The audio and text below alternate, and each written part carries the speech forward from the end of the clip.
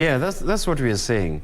These same characters served with him in Parliament, served with him at the campaigns for 2013 to 2017. Yes. And all in all, what I'm agreeing with you, Dr. Rotich, is that the nature of our politics in this country is what you're admitting calling a politicals of maligning people after serving in office.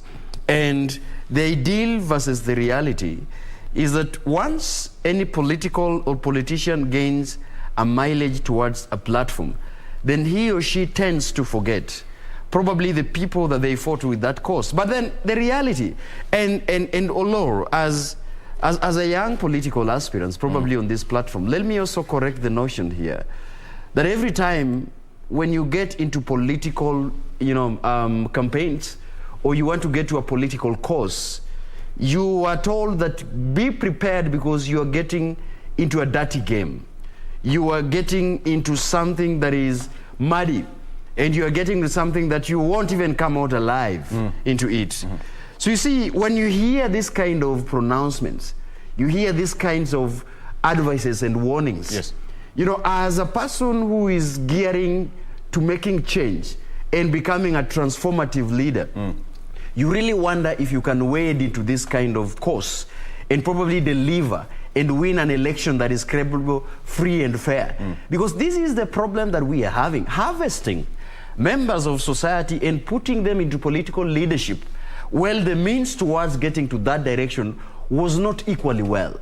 So, Dr. Rotich, and you can see from his facial expression, is a victim of circumstances of what he's saying today. I'm not. And you see, complaining and saying that, you see, we as Kenyans, and probably we, that is why I asked Dr. Rotich, who is we? People understanding that, we put these guys into position, and we are waiting for His Excellency to explain as to why the second in command is no longer his favorite.